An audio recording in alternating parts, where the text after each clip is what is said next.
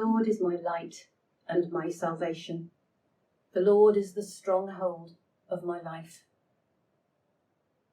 They're bold statements, and it had taken David to experience God to come up with these descriptions of who God is. I remember studying some poetry years ago and being told that when given visual images like this, like light, salvation, stronghold, it's like a concentrated way of explaining a lot of things, hence why it's used in poetry. So it's up to me, the reader, to work out more of what's going on, to unpack these condensed phrases. So the Lord is my light. It's up to me to go, okay, well, what does that mean? Because light then tells me that the opposite is going to be darkness, and salvation tells me that there's a situation from which I need saving from. Stronghold tells me that I'm going to need a safe place.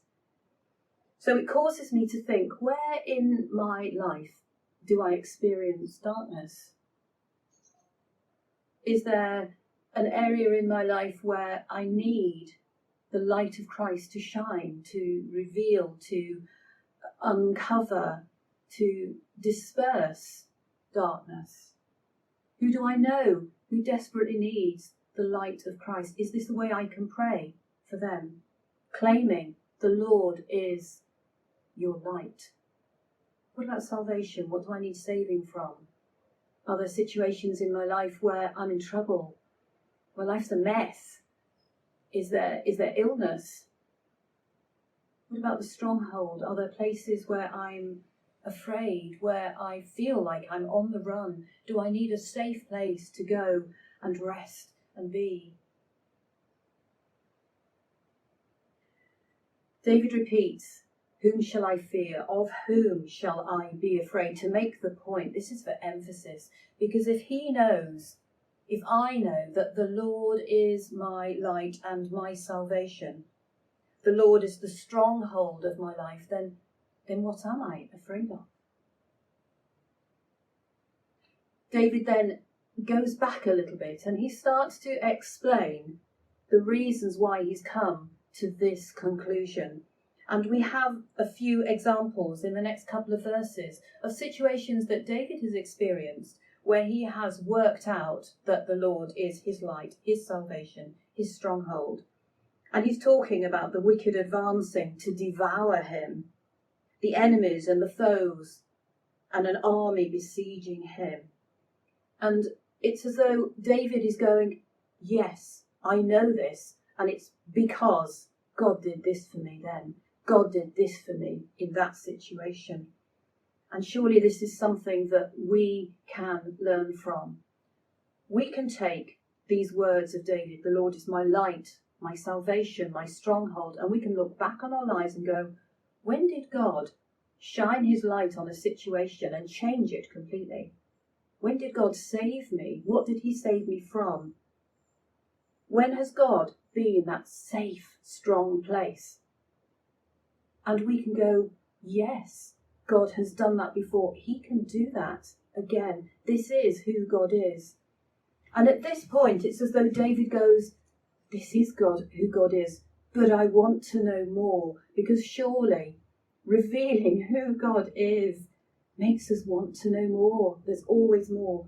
And these next beautiful verses really show us David's heart. One thing I ask from the Lord, this only do I seek. This is the very core of the man, that I may dwell in the house of the Lord all the days of my life. And dwelling for me means to stay for not just a while, but to get established, to put down your roots. And why? Why does David want to be there? To gaze on the beauty of the Lord and to seek him in his temple. David wants to contemplate who God is, to see his beauty and to seek him, to learn after him, to inquire of him.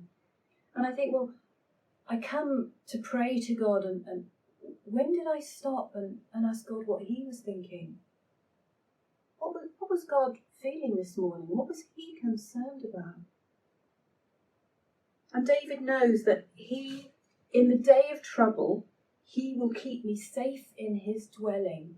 This is a beautiful thing, that in a day of trouble we can go to God and he will keep us safe. He will bring us into the place where he is, his dwelling place. Not only that, he will hide me in the shelter of his sacred tent. And it's as though within the dwelling place of God, we've gone and we've hammered on the door and said, help me, help me. And he's brought us in to his stronghold. But within that, there is a personal space. And that's what the sense of this is. He will hide me in the shelter of his sacred tent. God takes us even closer into his personal space to keep us safe, to keep us close. And the consequence of this, set me high upon a rock. When I am held in that closeness with God, I am lifted up above my trouble. And this is explained further. Then my head will be exalted above the enemies who surround me.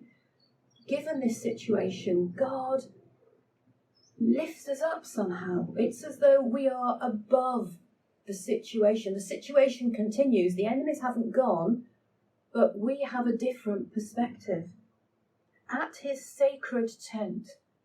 And another way of translating this word can be like a prayer shawl, like a covering under which I will sacrifice with shouts of joy in verse 6.